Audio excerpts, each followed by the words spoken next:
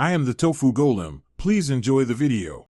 You want access but not to break rules. Start by documenting the device. You need the exact model, serial number, and firmware version because support uses them. Once done, gather your receipt or proof of ownership and the correct cable.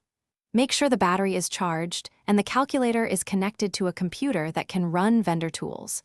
These facts speed up verification and protect you legally. Do not attempt third-party hacks. This video shows legitimate recovery steps. Next, use the manufacturer's official recovery or updater utility. Download only from the vendor site to avoid malware.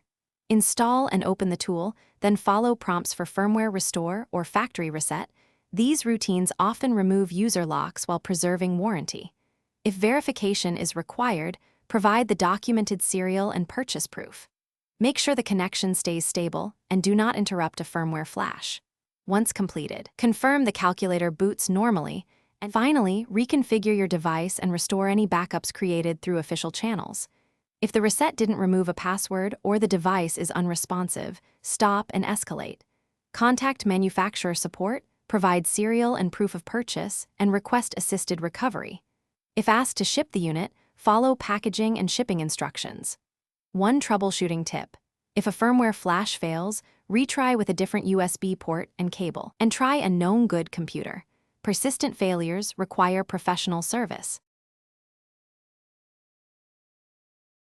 Thanks for watching. Consider subscribing if we helped you today.